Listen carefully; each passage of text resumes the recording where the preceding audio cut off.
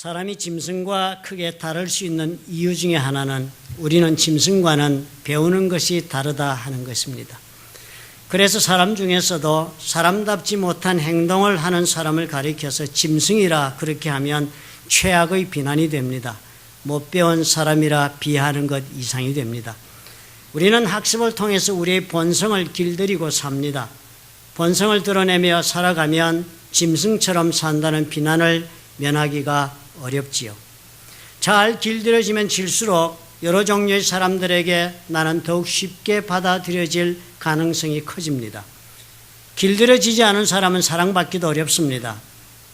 사자나 호랑이를 사랑하여 애정을 베풀어 주기가 여간 어렵지가 않습니다. 그러나 집에 있는 강아지를 사랑해 주는 일은 손쉽게 얼마든지 해줄 수가 있습니다. 한쪽은 길들일 수 없는 짐승이고 다른 한쪽은 길들임을 쉽게 받아들이는 쪽이니까 그런 것입니다. 사람들과의 관계를 맺는 일에 있어서도 내가 어떤 면에서 길들여져 있는가, 어떻게 훈련이 되어 있는가에 따라서 그 맺는 관계와 그 대상이 달라지게 됩니다. 사람들과의 관계 속에서 내가 자꾸만 충돌만 경험하게 되고 그래서 결국은 그 불화하여서 헤어지게 되고 그런 일이 계속적으로 일어나고 있거든. 이런 면을 생각해 보는 것도 도움이 되겠습니다. 배워서 그렇게 길들임을 받는 것도 있고 아니면 혼자 스스로 살아가면서 자신을 그렇게 길들여 가는 것도 있습니다. 많은 점에서 제대로 배워서 제대로 길들임 받는 것도 있겠지만 또 엉뚱하게 전혀 터무니없게 그렇게 잘못 길들임을 받는 것들도 있게 마련입니다. 우리 산다 하는 것이 언제나 좋은 일만 일어나는 것이 아니라는데 그래서 문제가 있게 됩니다. 좋은 일, 평탄하고 행복할 때 아무런 문제가 없이 잘 살아가고 있을 때에는 길들여진 대로 그것이 좋게 되었던 것이든 아니든 상관이 없이 내가 길들여진 대로 그렇게 살아가도 전혀 문제될 것이 없을 것입니다. 그러나 인생이 언제나 그런가요? 좋은 일만 있는 것이 아니지 않아요. 힘들고 어려운 문제에 우리는 봉착하기도 쉽고 때로는 기쁨 대신에 슬픔을 경험하며 살아야 하는 것이 우리의 인생의 모습이 아닙니까? 내가 이때까지 살아온 인생을 통하여 내가 학습해 온 것만으로는 인생을 이해할 수가 없는 것입니다. 다 알고 다 배워서 그래서 내가 해답을 가지고 그래서 이해하면서 인생을 살아가는 사람은 한 사람도 있을 수가 없습니다. 전혀 이해가 안 되는구나. 도대체 사는 게 이게 뭐야 하는 일들을 겪으며 살아오는 것이 오늘까지 살아온 우리의 인생길이 아니었던가요? 우리가 이런 어려운 인생의 때를 만나게 될 때는 이제까지 길들여진 대로만 내가 앞으로도 살아가겠다 하시면 전혀 새로운 돌파구를 찾지 못할 수가 있습니다. 대개의 경우 어제까지 내가 학습한 것만으로는 그래서 그렇게 길들여진 것만으로 그렇게 생각하고 행동해 가는 것만으로는 나에게 지금 닥친 문제를 돌파하지 못하는 경우가 대부분이 됩니다. 주저앉아서 그냥 포기하면서 현실을 수용하고 마는 것으로 그렇게 끝내게 됩니다. 길들여진 대로만 그렇게 살아가는 사람의 모습은 그래서 대단히 도전 정신도 부족한 사람으로 보여집니다. 그리고 문제 앞에서 대단히 무기력하게 사는구나 그렇게 보여집니다. 또 능력도 없어 보입니다. 그리고 스스로 자신을 그렇게 바라보게 됩니다. 그래서 인생을 최소치로 살고 맙니다. 주어진 인생의 기회를 통하여 충만하게 인생을 경영해 보는 일이 없게 됩니다. 하버드에서 비즈니스 프로페서로 있는 게리 해멀 그리고 C.K. 프렐랄다드라는 그 두 교수가 신음을 했다고 합니다. 네 마리의 원숭이를 우리에 넣어놓고 가운데 높은 장대를 하나 세웠습니다. 그리고 장대 꼭대기 끝에다가 바나나 한 덩어리를 달아놓았습니다. 그리고 원숭이를 굶겼어요. 배고픈 원숭이 한 마리가 위에 있는 바나나를 보고서는 장대를 기어 올라갔습니다. 막 바나나에 손을 뻗어서 잡으려고 하는 순간에 차가운 물을 갑자기 퍼부어 뒤집어 쓰게 했습니다. 원숭이가 놀라서 소리를 지르면서 장대를 미끄러져 내려갔습니다. 몇 번 이렇게 도전해 보다가는 꼭 같은 일을 당하게 되고는 그리고는 원숭이는 포기하고 말았습니다. 또 다른 원숭이들도 동일한 시도를 했습니다. 그랬지만 똑같이 찬물 세례를 받고 물러났습니다. 여러 번 시도를 하다가 그들은 모두 다 포기하고 말았습니다. 실험을 하던 학자가 이제 원숭이 4마리가 다 포기하여 주저앉고 있으니까 그중에 한 마리를 빼어내고 다른 원숭이 한 마리를 집어넣었습니다. 학습이 되지 않은 원숭이가 들어갔습니다.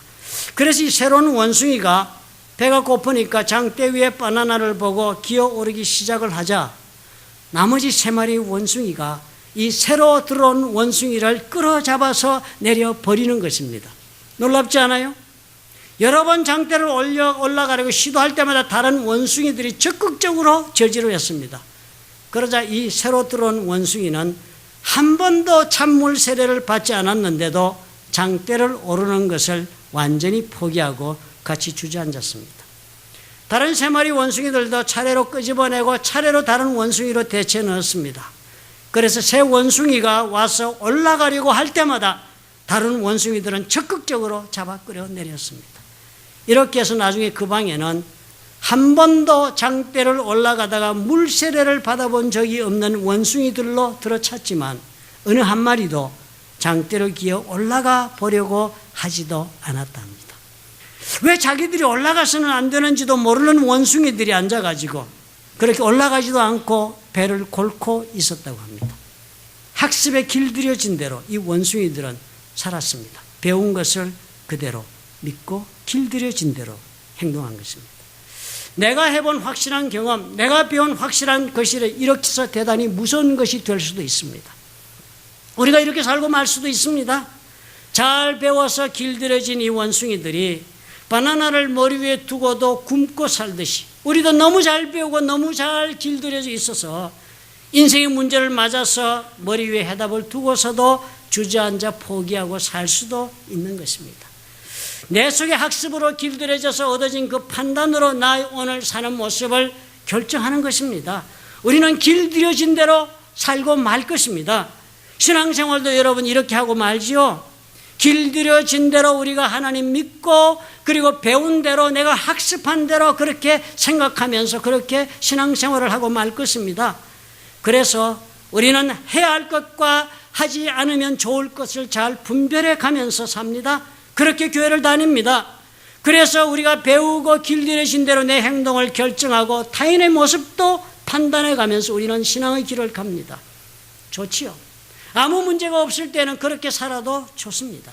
그러나 삶의 중대한 문제에 마주하게 되었을 때에도 이렇게밖에 할 수가 없다면 여러분 어쩌지요? 어떻게 하나님의 능력을 경험하고 살아갈 수가 있죠? 중동 사람들은 그런데요. 무슬림 믿는 그 사람들도 열심히 신을 믿잖아요. 이 사람들은 어려운 일을 당한 아주 슬픈 일, 막 비극을 당했는데도 이 사람들은요. 어떤 그런 어려운 일을 당해도 인샬라 하나님의 뜻이다. God's will 그렇게 말하고는 그냥 끝을 낸답니다. 현대 건설에서 중동에 옛날에 공사하러 많은 사람들이 가지 않았습니까? 그중에 제가 아는 분이 있어요. 나중에 그런 얘기를 전해 들었습니다. 거기에서 중동 사람을 채용을 해가지고 자동차 운전한 운전수를 썼는데 너무 과속을 내가지고 사고로 죽었답니다. 회사가 굉장히 긴장을 했대요. 큰일 났다. 현지인이 이렇게 사고로 죽었으니 이 회사가 아주 고난을 당하겠다. 그래서 아버지를 불렀답니다. 근데 아버지가 와서 경위를 보고 죽은 아들을 보고 나더니 그 많은 사람들이 인샬라 그러더니요. 더 이상 어떤 불평도 어떤 항의도 제기하지 않고 그냥 인샬라 한마디를 한 후에 돌아가더랍니다. 대단히 놀라운 모습을 보았다는 거요. 하나님의 뜻이라고 순복하는 사람을 보고 저 사람의 신앙이 대단하구나 라고 본인이 느꼈다고 합니다. 그렇지만 여러분 가만히 생각해 보면 그런 것이 아니지요. 해결할 수 없다 싶은 일, 이해가 안 되는 일, 어려운 문제, 이런 불가항력적인 문제를 마주하고서는 스스로 씨름하고 해답을 찾고자 그래서 해결을 얻고자 하는 그런 적극적이고 긍정적인 삶의 자세는 전혀 보이지 않고 있는 모습들이 아닙니까? 하나님을 믿는다는 것이 언제나 현실을 닥치는 대로 당하는 대로 내 힘으로 감당할 수 없이 내 삶을 휩쓸어 오는 것이라면 그대로 순종하고 승복하는 것이 그것이 신앙이라고 생각하는 것 이상이 아무것도 아닌 것이 아닙니까? 또 하나의 다른 길들여진 모습인 것입니다. 생각 없이 사는 모습이에요. 하나님은 우리가 무조건적으로 길들여져서 아무런 자신의 생각이나 계획이나 도전도 없이 그저 세상을 대하여 승복하며 사는 것을 원하시는 분이 아닙니다. 이렇게 사는 것은 신앙이 아니지요. 무조건 승복하고 무조건 받아들이며 불가항력적인 문제 앞에 무조건 순종하는 것은 노예와 같은 삶을 사는 모습입니다. 하나님 사랑하며 사는 자유인의 모습이 아닙니다. 애굽에서 이스라엘 사람들이 오랫동안 노예 생활했습니다. 노예 삶에 젖으니까. 그저 주어진 대로 인생을 사는데 그 사람들이 젖어버린 인생을 산 사람들이 되었으니까 가나안 땅 일주일 만에 들어가는 길을 가지 못했습니다. 40년 동안 광야에서 하나님은 또 다른 훈련을 하지 않을 수가 없었던 이유가 거기 있었습니다. 물론 우리 하나님은 우리가 말씀의 훈련을 받아 사는 것을 원하십니다. 그러나 그 배운 말씀을 따라 훈련이 되어서 삶의 다양한 문제 속에서 내가 배우고 길들여진 그 말씀을 가지고 도전해서 하나님께서 주신 삶의 기회를 나는 이렇게 살았습니다. 나는 그 말씀을 안고 내 인생에 주어진 기회를 이렇게 하나님 앞에 경영했습니다. 라고 하나님 앞에 오라는 것입니다. 이것이 하나님께 영광을 돌리며 사는 사람의 모습이 아닙니까? 무슨 해결이 불가능한 일을 당하기만 하면 인샬라 하나님의 뜻인데 뭐 어쩌라고 이렇게 살라는 것이 결코 아닌 것입니다. 오늘 말씀을 보면서 우리가 이 생각을 해보자 하는 것입니다.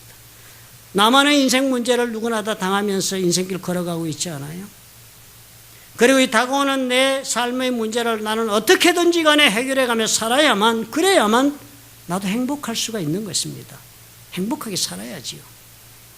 하나님의 뜻은 절대로 변개하지 않는 뜻도 있습니다. 우리가 아무리 노력해도 하나님이 바꾸지 않는 뜻이 있어서 우리는 당할 수밖에 없는 문제도 있습니다. 예수님이 그랬었잖아요. 하나님 앞에 예수님 잔을 치워달라고 기도했지만 하나님 변개치 않으셨습니다. 불가항력적 문제로 예수님의 인생에 다가왔습니다. 그러나 하나님께서는 우리의 간구함으로 뜻을 변개하시는 경우도 많다는 것을 우리는 기억해야 합니다. 성경에 보면 그 이야기 얼마나 많습니까? 이스라엘 백성들이 광야에 죄를 지었을 때 하나님 말씀하셨어요. 이 이스라엘 백성들을 내가 다 죽여버리고 쓸어버리겠다 지면에서. 하나님 그렇게 뜻을 정하였지만 그 하나님의 뜻 앞에서 모세가 무릎 꿇고 기도했더니 하나님 어떻게 하셨어요? 그 뜻을 바꾸셨습니다. 이스라엘 백성들을 왕을 그토록 원해 하나님 말씀은 내가 왕 주는 거 원하지 않지만 너희들이 그토록 원하니까 왕을 주겠다고 그랬습니다. 하나님 우리의 태도 여하에 따라서 변개하시는 뜻도 많은 것을 우리가 알아야 합니다. 그러니 여러분 어떻게 하면 살아야 좋겠습니까? 인생의 문제 앞에서 누구도 도와줄 수 없는 나만의 인생 문제 앞에서 나는 어떻게 살아야 좋을까 생각해야죠. 무엇보다도 우리는 기본적인 삶의 태도를 정리해야 합니다. 잘 선택해야 합니다. 신앙에 길들여진 것만으로 그렇게 사는 모습으로 충분하지 못해요. 우리는 신앙의 야성을 회복해야 합니다. 하나님 앞에서 무조건 살려달라는 막무가내의 자세가 절대적으로 필요합니다. 사람들은 예수를 믿어도 고상하게 믿고 살고 싶어 합니다. 배운 사람답게 믿고 싶어 합니다. 그런 모습으로 아름답게 기도하고 싶어 해요. 그리고 아름답게 찬양하고 싶어 하고 교양을 갖춘 사람으로 사람들과의 교제를 이루고 싶어 하고 믿음의 말씀을 얘기하고 그렇게 우아한 모습으로 신앙생활 속내를 드러내지 않고 절제된 모습 가운데 사는 것이 최선의 신앙생활이라고 생각합니다. 속내를 드러내지 않고 살지 않아요?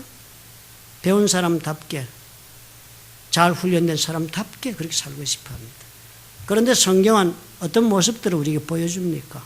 오늘 예수님 찾아온 이분이요. 예수께서 다시 갈릴리 가나에 오시니까 가버나움에 살고 있던 분이라 했습니다. 왕의 신하였답니다. 왕의 신하 헤롯 안티파스의 신하였습니다. 그분이 찾아온 거예요. 갈릴리 가나에서 가버나움까지는 약 15마일 거리라 합니다. 15마일이면 부지런히 걸어서 아침에 일찍 출발하면 오후 늦게 도착하는 하루 거리지요. 쉬운 길을 아닌 길 먼 길을 왔습니다. 헤롯 왕의 궁정에서 섬기던 신하 중에 한 사람이니까 사회적으로 살 만큼 사는 사람일 것입니다. 그런데 그 아들이 병이 들어 죽게 되니까 살 길이 없으니까 예수님을 찾아 그 하루 길도 마다 않고 직접 온 것입니다. 성경에 보니까 그가 예수께서 유대로부터 갈릴리에 오심을 듣고 가서 청하되 내려오소서 내 아들의 병을 고쳐주소서 저가 거의 죽게 되었습니다. 예수님 앞에 이렇게 말씀을 한 거예요. 청하다라는 그 문장을 보면요. 예수님 앞에 빌었다는 거예요. 아주 구걸하듯이 빌었다는 거예요. 그런데 그런 사람 놓고 예수님이 어떻게 답을 하셨습니까? 예수께서 말씀하시기를 너희는 표적과 기사를 보지 못하면 도무지 믿지 못하리라고 그랬습니다. 찾아와서 그 체면도 있고 그리고 또 가릴 줄도 아는 사람인데 엎드려서 살아야 되겠다는 문제 때문에 병 좀 고쳐달라고 begged him to come, 빌면서 좀 와달라고 그러는데요. 그 면전에 대놓고 주님 뭐라 그랬습니까? 너희는 표적과 기사를 보지 못하면 도무지 믿지도 못하는 사람들이구나. 대단히 직설적으로 핀찬을 주셨습니다. 얼마나 어려운 말씀하신 거예요. 마태복음에도 이와 비슷한 사건이 있지 않아요? 여러분 기억하실지 모르겠습니다. 마태복음 8장에 보면 이 사람도 가버나움에 살았네요. 백부장, 로마 군대 백부장이었습니다. 그 사람은 하인이 중풍병으로 집에 누워서 몹시 괴로워해서 주님을 찾아갑니다. 그때는 마침 주님이 가버나움에 오셨을 때예요. 그래서 가서 주님 앞에 말했습니다. 내 하인이 중풍병으로 집에 누워 몹시 괴로워합니다. 그랬더니 주님 말씀하시는 거예요. 대번에 주님 말씀하시고 내가 가서 고쳐주리라. 그랬더니 백부장이 뭐라고 그랬습니까? 주여, 내 집에 들어오심을 나는 감당치 못하겠사오니 다만 말씀으로만 하옵소서. 그러면 내 하인이 낫겠습나이다. 이 사람은 뭐예요? 엄청난 믿음을 주님 앞에 가지고 나오지 않았습니까? 그리고 그 믿음을 보여주시니까 주님이 그 말을 들으시고 기이 여겼다. 너무 놀랍게 생각하신 거예요. 세상에 어찌 이런 사람이 다 있는고. 주님께서 그렇게 놀라시면서 옆에 따라오고 있는 사람들에게 내가 진실로 너에게 이르노니 이스라엘 중 아무에게서도 이만한 믿음을 만나보지 못하였다. 그래서 그 환자를, 중풍병자를 그냥 고쳐주지 않았습니까? 그런데 오늘 이 찾아온 신하는 어때요? 믿음이 어떻습니까? 전혀 없습니다. 그런 예수님이 이 신하를 보고서 도무지 기적이 나지 않으면 믿지도 않을 사람이 없구나라고 말할 수 있었을 것입니다. 백부장과는 너무나도 다르게 이분은 예수님이 어떤 분이신지에 대해서는 전혀 관심조차도 없었던 사람입니다. 단지 뭐예요? 절박한 자신의 문제 해결만이 자신 행동의 모든 동기가 되었습니다. 예수님이 갈릴리에서 많은 기적을 행하신다는 말 들었으니까 내 아들을 살리려면 무엇을 못해? 하면서 그냥 찾아온 것입니다. 예수께서 질책을 하시는데도 신하는 가로되 주여 내 아이가 죽기 전에 내려오셔서 어떻게든 그 하룻길을 주님을 모시고 가서라도 자기 아들 살리겠다는 생각 외에는 전혀 예수님이 어떤 분인지 무슨 일이 어떻게 일어나는지 전혀 관심이 없었던 사람이라 그냥 자기 생각에 매달렸습니다. 그래서 예수님이 가라 네 아들이 살았다 하시는 그 말씀을 듣고서는 뭐 말씀하신 대로 할 수밖에 없어서 길을 떠났다 합니다.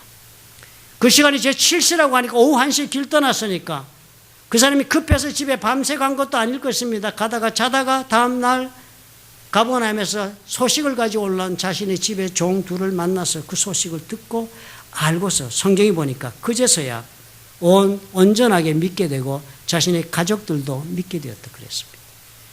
믿음 없이 나왔다가 그래서 낫게 되고 그런 연후에 믿음도 얻게 되었다는 것이 오늘의 이야기입니다. 여러분 스로보니게 여인도 기억하시지요. 이방 여자였습니다. 자신의 딸을 살려내기 위해 예수님 앞에 찾아왔을 때 엄청나게 모욕받았습니다. 자녀에게 줄 떡을 취하여 개에게 주는 것이 마땅치 않다. 이스라엘의 잃어버린 양 외에는 내가 보냄을 받지 않았다. 그러니까 그 여인이 엎드려서 옳소이다 주여. 개들도 주인의 상에서 떨어지는 부스러기를 먹습니다. 그랬는데 주님 뭐라고 그랬습니까? 딸아 네 믿음이 크도다. 스로보니게 여인도 믿음이 커서 고침받은 것으로 성경은 적었습니다. 12의 혈류병 앓던 여인은 어땠습니까? 이 12의 혈류병 앓던 여인은 살아야 하겠다는 생각 하나로 군중들 속에 밀려가고 있는 예수님 만나려고 거진 기다시피 해서 와서 예수님에게 어떻게 연결이 안 되는 그 어쩌라게 그냥 손을 한번 댄 거죠. 살고 싶은 그 욕망이. 손을 대고 났잖아요. 그렇게 혈류병 앓던 여인은 그러면서도 내가 이거 해도 되는 일은 아니다 하는 그런 두려움을 가지고 있었습니다. 손을 내밀어 되어 나았으니까요. 예수께서 돌아보고 묻자 그 여자가 제게 이루어지는 걸 알고 두려워하여 떨며 와서 그 앞에 엎드려 모든 사실을 여쭈었다. 그런데요. 그때도 예수님이 뭐라 그랬습니까? 딸아, 네 믿음이 너를 구원하였다 그랬습니다. 두 경우 다 백부장의 경우도 다 뭐가 있었어요? 믿음이 있어서 그랬습니다. 이것이 우리가 훈련받은 우리가 길들여진 믿음의 방정식 아닙니까? 믿음으로 우리는 해결받는다고 믿습니다. 믿음으로 우리는 하나님 앞에 구원을 받고 믿음으로 우리 삶의 문제가 주의 손에서 은혜를 입는다고 우리는 믿습니다. 왕의 신하는 그런데 어떤 사람이에요? 기적이나 봐야 믿는 그런 사람이었습니다. 믿음이 있어서 하나님 앞에 나올 수 있다고만 우리가 생각하고, 그래서 우리는 질책받을 것이 있으면 하나님 질책받아야지. 그래서 회개할 것이 있으면 철저히 회개해야지. 그래, 그렇게 하는 것만이 우리 삶에서 하나님과의 관계에서 해결의 길이라고 우리는 믿습니다. 그러나 그럼에도 불구하고 라는 생각을 가지고 주님을 찾는 사람은 의외로 드물다는 사실을 우리가 알고 놀라지 않을 수 없습니다. 내가 죄를 지었음에도 불구하고 주님 앞에 가야지, 내가 믿음이 없음에도 불구하고 주님이 나가면 은혜를 줄 수 있다든지, 내가 전혀 하나님께 자비를 구할 건덕지가 없이 그런 인생을 살았음에도 불구하고 주님 앞에 가면 주님은 나에게 자비를 베푸신다든지, 나 같은 사람, 나같이 천하고 비천하고 잘못된 사람, 하나님의 은혜를 구할 만큼 잘해온 것이 하나도 없이 살아왔음에도 불구하고 주님 앞에 나가면 주님께서 내 문제를 해결해 주실 수도 있다란지, 이런 생각을 하고 사는 사람은 드뭅니다. 하나님 앞에 나와서 막무가내로 체면도 버리고 생각도 내려놓고 그저 살기 위하여 몸부림치며 매달리는 사람은 그렇게 많지가 않다는 사실을 우리가 발견하지 않습니까? 우리가 그렇게 생각하도록 신앙이 길들여져 있기 때문입니다. 믿음이 있어야지. 믿음이 있어야 하나님의 기적을 보지. 믿음이 있어야 응답을 받지. 오늘 이 왕의 신하의 이야기를 보면서 우리가 한 가지를 확인해야 합니다. 삶의 문제에 봉착하면 이런 모든 이론을 우리가 다 파하십시오. 너무 길들여진 신앙의 모습으로 자신을 억제하며 그렇게 살지 마십시오. 이 생각 저 생각, 이런 이야기 저런 이야기 다 소용이 없습니다. 살아야지요. 해결 봐야지요. 사람에게 도움을 청하면 구걸한 인생이 더 이상 되지 못하는 것은 누구나 다 경험해서 알 것입니다. 사람들이 도움이란 것, 그거 나를 비참하게 만드는 것 이상이 되지 못합니다. 그러나 하나님 앞으로 나가 구하면 그것은 우리에게 은혜를 얻는 기회로 변합니다. 왜냐하면 우리 하나님은 우리 인생을 그렇게 불러내시기 때문입니다. 성경은 분명히 믿음이 없으면 안 된다고, 믿음이 있으면 큰 일을 할 수 있다고 많은 말씀하시지요. 예수께서 믿음이 한 겨자씨만큼만 있으면 이 산을 명하여 여기서 저기로 옮기라 하여도 옮길 것이고 너희가 못할 것이 없다 그랬지요. 히브리서 11장에도 그랬지요. 믿음이 없이는 하나님을 기쁘시게 못한다. 하나님께 나아가는 자는 반드시 그가 계신 것과 그가 자기를 찾는 자들에게 상 주시는 자심을 믿어야 한다 그랬습니다. 그래서 우리는 언제나 믿음이 전제 조건이라고 학습이 되어 있는 까닭에 믿음이 없어서라고 스스로 자책하면서 노력을 그만두고 말 때가 너무나도 많은 것입니다. 그러나 한 가지 기억해야지요. 하나님은 인생을 부르시기 위하여 문제를 허락하고 계신다는 것도 알아야지요. 문제 앞에서, 내가 감당할 수 없는 비극 앞에서 깨어지지 않을 사람이 누가 있겠습니까? 더 이상 유지할 수 없는 이 깨어져 나가는 내 자존심 앞에서 괴로워하면서 내 자신을 부인하지 않을 사람이 누가 있겠습니까? 하나님은 사랑해서 자녀를 삼고 그래서 그 사람을 쓰고자 하신다면 그런 까닭에 반드시 문제를 통하여 우리를 불러내십니다. 그리고 부르실 때 믿음이 없는 자도 하나님의 계획 안에서 불러내십니다. 우리의 믿음이 연약할 때도 불러내실 것입니다. 그래서 문제 앞에서 내 믿음이 있는지 없는지 스스로 이유를 찾으면서 주저하고만 있어서는 결코 안 되는 것입니다. 나의 찾은 조건이나 자격을 따지고 주님 앞에 주저하고 있을 수가 없는 것입니다. 하나님 아니면 나는 지금 살 수 없다, 이런 원초적인 생각 속으로 들어가야지요. 이런 상식을 넘어서는 길들일 수 없는 신앙적 야성을 가지고 하나님 앞에 인생 문제를 해결해 보겠다고 그렇게 나서야지요. 하나님의 손에서 살겠다고 덤비면 하나님 그 기회를 통해서 오늘 보니까 어떻게 해요? 없던 믿음도 자라게 해주시는 것입니다. 이사야서 1장 5절은 우리에게 이렇게 경고합니다. 너희가 어찌하여 매를 더욱 맞으려고 더욱더욱 패역하느냐. Why should you be beaten anymore? 이때까지 많이 너 매 맞았는데 왜 더 자꾸 맞으려고 하느냐. 왜 그러느냐? 하나님 그렇게 묻는 거예요. 많이 맞았잖냐? 근데 왜 더 맞으려고 그러느냐? Why do you persist in rebellion? 왜 자꾸 하나님 앞에 이렇게 배반하고 하나님을 반역하는 일을 persist, 고집하면서 그렇게 살아가느냐? 그렇게 살아서 네 모습 보니까 온 머리는 병이 들었구나. 온 머리 병 들었다. 온 마음이 피곤하구나. 발바닥에서 머리까지 상한 곳이 없다. 상한 것과 터진 것과 새로 맞은 흔적뿐이다. 지금 또 내 맞아 또 터진 것이 있다. 그런데도 그것을 짜며 싸매며 기름을 발라 유하게 함을 받지 못하였다. 안타까운 얘기 아닙니까? 오늘 절망 속에 좌절하고 있는 내 삶의 모습을 한번 비유해 보십시오. 겉으로 드러내놓고 살지 못하고 있지만은요, 실상 우리 속에는 이런 고통과 아픔을 안고 살고 있지는 않아요? 사람을 찾고 그래서 돈을 벌면 해결될까 해서 또 노력도 해보고 세상의 지혜를 얻으려고 매달린다면 그것을 의지하고 사는 것입니다.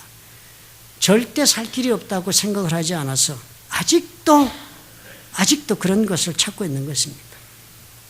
인생은 결코 장미꽃 길을 걸어가는 길이 아닙니다. 신앙은 갈릴리 호숫가를 주님의 제자가 되어서 함께 산책이나 하면서 덕담을 나누는 것이 신앙생활이 아닙니다.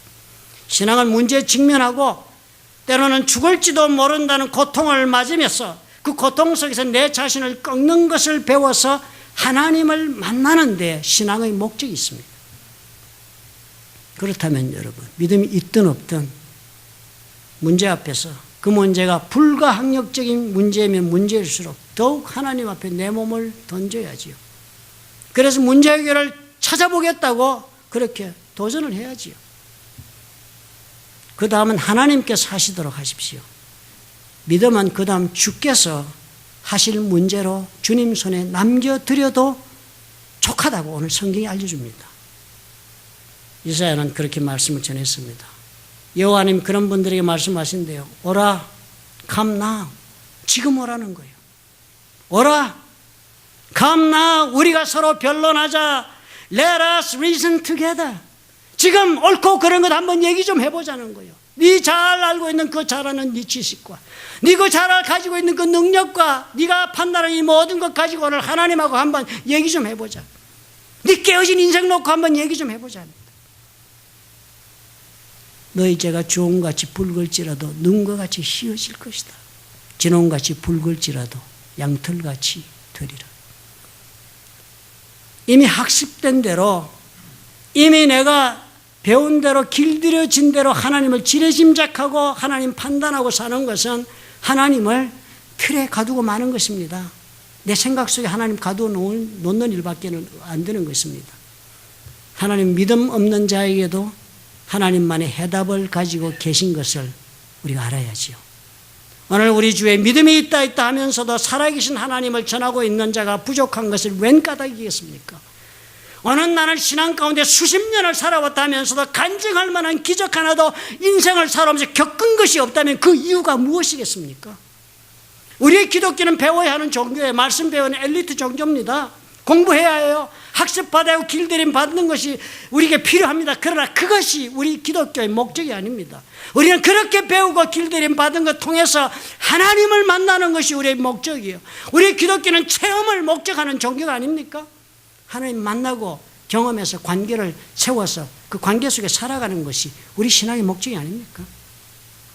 그러므로 믿음 생활에 길들여진 대로 여러분 살지 마시기 바랍니다. 해결받으며 살아가도록 여러분 결정하셔야 돼요. 인생을 충만하게 살아야겠다고 욕심을 내야지요. 믿음이 있든 없든, 잘해왔든, 아니면 오늘까지 질척거리면서 그렇게 살아왔든, 앞으로 남은 인생이 중요한 것입니다. 앞으로 남은 인생은 어제처럼 살지 말아야죠. 충만하게 살아야지요. 최소치로 가까스로 사는 인생 그만 살고 이제는 충만하게 꽃이 피는 인생을 하나님의 은혜 가운데 살아보아야 하지 않겠습니까? 예수께서 우리를 위해 죽으셨는데요. 나를 위해서 목숨을 바치셨다는데요. 하나님 말고는 길이 없다는 거 빨리 깨달아야죠. 고린도후서 10장 5절 이렇게 말해요. 모든 이론을 파해라. 알고 있는 그 모든 이론을 다 깨뜨려 버리라는 거예요. 하나님 아는 것을 대적하여 높아진 것을 다 파해라.